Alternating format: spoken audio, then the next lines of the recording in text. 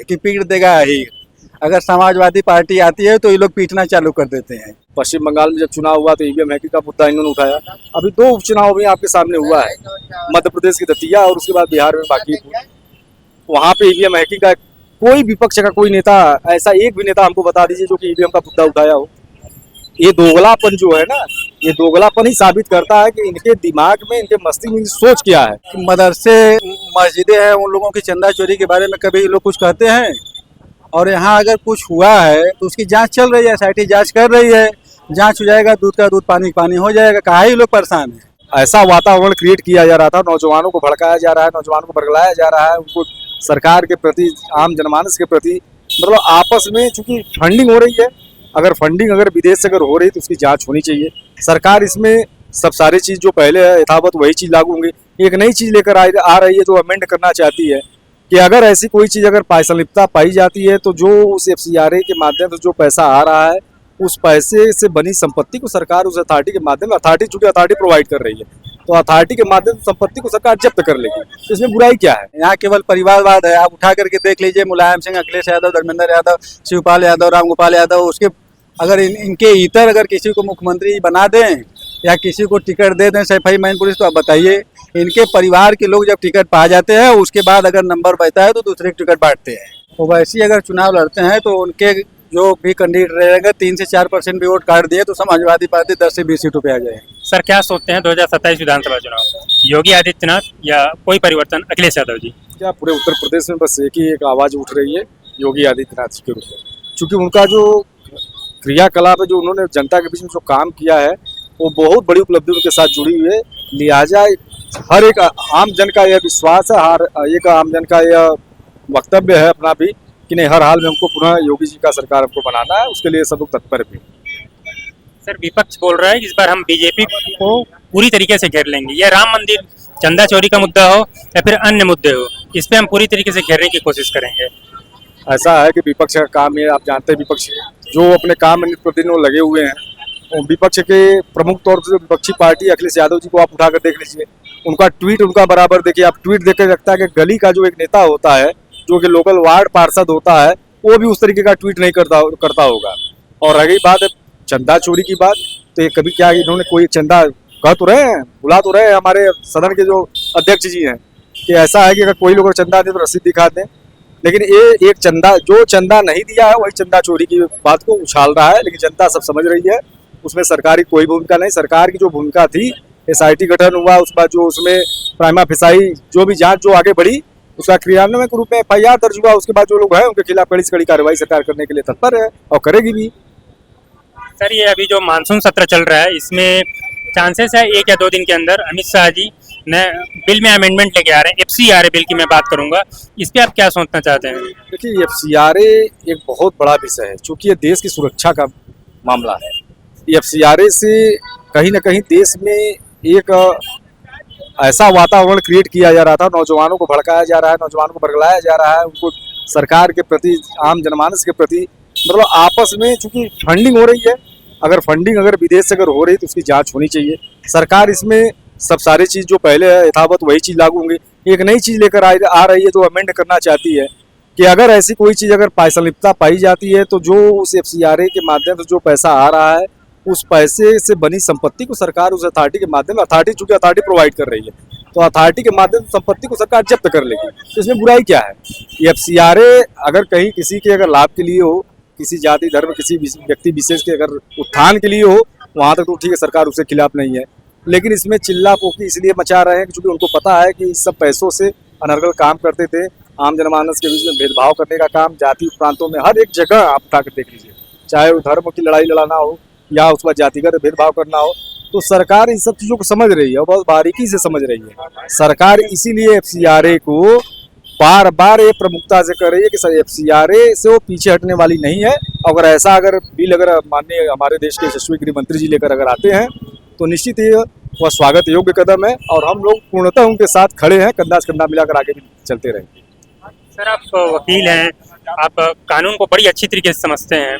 Sir ये बार बार विपक्ष बोलता है संविधान खतरे में है, सर संविधान किस तरीके से खतरे में है, आप क्या कहना चाहेंगे इस पे? संविधान खतरे में उनका दृष्टिकोण होगा, उनका नजरिया है, लेकिन हमको तो नहीं लग रहा है कहीं संविधान खतरे में है। भाई सरकार हर एक आम जनमानस की चिंता कर रही है, अंतिम व्यक्ति जो अंतिम पायदान पर व्यक्ति उसकी चिंता कर रही है, उसके संपत्ति, उसके संरक्षण, उसके सुरक्षा से चिंता कर रही है, उसके आवागमन की चिंता कर रही है। तो हमको तो नहीं लग रहा है कि हमारे नजरिए से संविधान कई खतरे में है। अब संविधान उनका इसे जो बता रहे हैं खतरे में साबित करना, अगर साबित करना चाहे साबित करें जनता के बीच में। सामने आने वाला चुनाव भी साबित कर देगा कि संविधान खतरे में है, कि संविधान से सब लोग लाभप्रद हैं। संविधान की बात, संविधान क्या है, संविधान में क्या खतरे में है, उनका यही आज तक स्पष्ट नहीं कर पाया कि संविधान से खतरा क्या है। संवैधानिक जो भी चीजें हैं, मूलभूत जो भी सुविधाएं हैं, संवैधानिक जो अधिकार है, वो अब हर एक आम जनमानस को मिला हुआ है। तो अगर आम जनमानस को संविधान की सारी चीजें अगर उपलब्ध हैं, तो इनके बरगलाने से, इनके चिल्लाने से संविधान खतरे में नहीं हो जाएगा। हाँ, निश्चित रूप से इनको, इनकी पार्टी और इनके जो राजनीतिक जो कैरियर है उसको लेकर इन लोग खतरे में है, जिसके लिए संविधान खतरे की बात उठाकर आम जनमानस को भड़काने का काम कर रहे हैं। सर ईवीएम के मुद्दे पे आपसे बात करना चाहूंगा। ईवीएम हैकिंग अक्सर कांग्रेस या फिर समाजवादी पार्टी अक्सर ईवीएम हैकिंग की बात करती है। ईवीएम हैक पे आपका क्या कहना है सर, क्या टेक है आपका? भाई देखिए, अगर आप ईवीएम हैकिंग की बात करेंगे, अभी पश्चिम बंगाल में चुनाव हुआ, पश्चिम बंगाल में जब चुनाव हुआ तो ईवीएम हैकिंग का मुद्दा इन्होंने उठाया।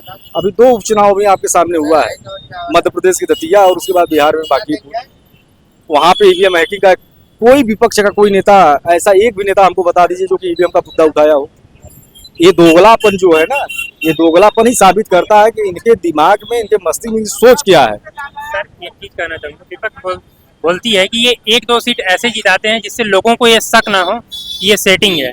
बाकी बड़े प्रदेशों और उनके जो चुनावी गणित है उसको समझते हुए ये बड़े प्रदेशों पे सीधा ईवीएम हैकिंग करके सरकार बनाते हैं। भाई हमको एक चीज बताइए, बांकीपुर उपचुनाव जो हुआ उसके पहले कौन विधायक था वहाँ पे? भारतीय जनता पार्टी के राष्ट्रीय अध्यक्ष, वर्तमान जो राष्ट्रीय अध्यक्ष है नितिन नवीन जी, वो उनकी सीट थी। यही विपक्ष कह रहा है कि वहाँ 100 से 125 बड़े बड़े नेताओं को लगाया गया था। तो अगर ऐसी बात रहती थी, बहुत मूल्यवान सीट को हम क्यों मारते? या भारतीय जनता पार्टी अगर ऐसा ही करना रहती तो बस सिर्फ दतिया में भी कर सकती थी, बांकीपुर क्यों चुनी? और उसी को मुद्दा बनाकर आपके चैनल डिबेट में भी बहुत सारी चीजें, बहुत पैनलिस्ट बैठ रहे हैं जो कि नहीं, ये बार बार एक चीज को उठा रहा है कि भारतीय जनता पार्टी के राष्ट्रीय अध्यक्ष ने अपना विधानसभा चुनाव जो है एक तरीके से जो भी नए उम्मीदवार उनके विधानसभा क्षेत्र से लड़े वो भी हार गई, साथ साथ अपने बूथ भी हार गई। तो यह साफ स्पष्ट एकदम क्लियर एकदम संदेश है कि नहीं, ये जो भी आरोप लगा रहे हैं, प्रत्यारोप जो भी है, ये सब अनर्गल है, झूठा है, फरेब है, इसमें कोई सत्यता नहीं। और भारतीय जनता पार्टी देश की सबसे लोकप्रिय और पसंदीदा पार्टी बन चुकी है, जिससे ये लोग घबराए हुए हैं। इनके पास कोई मुद्दा नहीं है, इनके पास जनता के बीच जाने का। आज जनता किस चीज़ पे वोट कर रही है? जनता विकास पे कर रही है। जनता जिस योजनाओं से लाभान्वित हुई उस पर, गरीब कल्याणकारी योजनाएं जो सरकार ने लागू किया है धरातल पे, उस पर जनता वोट कर रही है। इतने दिन कहाँ थे? तो अब चूंकि इनके पास कोई मुद्दा शेष रह नहीं गया है, तो लिहाजा पे तो आप जानते हैं औपचारिक है। इसका भी मुंहतोड़ जवाब जनता 2027 के चुनाव में इनको बहुत ही एकदम अच्छे तरीके से देगी। 2027 का विधानसभा चुनाव कौन आ रहा है? बाबा जी, अखिलेश यादव जी? बाबा जी आएंगे, क्योंकि देख रहे हैं इस समय जो पूरे यूपी का हाल है, क्राइम तो कम हुआ ही है, साथ में जितने भी माफिया थे जिनका कि वर्चस्व था उनको भी धीरे धीरे बाबा जी ठिकाने लगाई दे रहे हैं। और जो कुछ बचा खुचा है अगली बार आ जाएंगे तो भी समाप्त हो जाएंगे। तो इनका शासन जो है वो ठीक है, सुशासन इनका बढ़िया है, इसलिए हम लोग चाहेंगे कि 27 में फिर बाबा जी आए। सर ये विपक्ष में आप स्पेशली बात करें तो कांग्रेस और समाजवादी पार्टी बोल रही है इस बार तो हम घेर लेंगे राम मंदिर चंदा चोरी के मुद्दे पे। हमने अभी तक संसद घेरा है, विधानसभा घेरा है, इस बार 2027 में योगी जी खुद घिरे हुए नजर आ रहे हैं। सर क्या कहेंगे? 27 में इन लोगों का पता नहीं चलेगा। विपक्ष वाले तो हर बार जब चुनाव आता है तो यही कहते हैं कि इस बार हमारी सरकार बन रही है, लेकिन आप पिछले 10 वर्षों से देख रहे हैं कि भाजपा जो है केंद्र में, राज्य में हर जगह पूर्ण बहुमत की सरकार बना रही है। ये लोग खुद घिरे हुए हैं। मदरसे और उसके बाद जो मस्जिदें हैं उन लोगों की चंदा चोरी के बारे में कभी ये लोग कुछ कहते हैं? और यहाँ अगर कुछ हुआ है तो उसकी जांच चल रही है, SIT जांच कर रही है, जांच हो जाएगा, दूध का दूध पानी पानी हो जाएगा। काहे ये लोग परेशान हैं? सर आपने जो बीजेपी के चुनाव जीतने पे कहा, विपक्ष अक्सर इल्जाम लगाता है कि भाजपा जहाँ भी जाती है कुछ सीटें ऐसे छोड़ देती है जिससे लोगों के अंदर शक पैदा ना हो, और बाकी कई स्टेट में अपनी सरकार बना लेती है। ईवीएम पे कब्जा है, ईवीएम हैक है, इस पे आप क्या कहेंगे? ईवीएम हैक है कि लोग हैक है? लोग हैक है, क्योंकि आप देख ही रहे हैं कि जब विपक्ष जीतता है तो उसके बाद कोई कमेंट कोई नहीं करता है। अब भाजपा जीतती है तो ईवीएम हैक हो जाता है। अभी हुआ है उपचुनाव, 2 जगह भाजपा हारी है, विपक्ष खुशियां मना रहा है।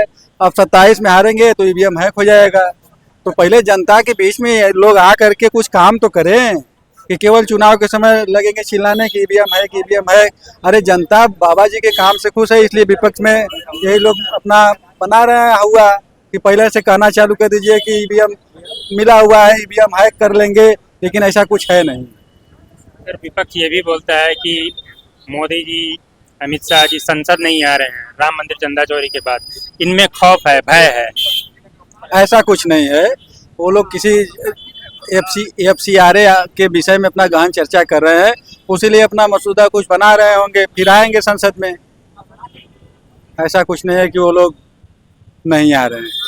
सर ये एक अहम मुद्दा रहता है परिवारवाद, और ये जो अलग अलग तरीके से विपक्ष एक दूसरे को घेरने की कोशिश करता है, कभी बीजेपी शासन एक दूसरे को घेरती है।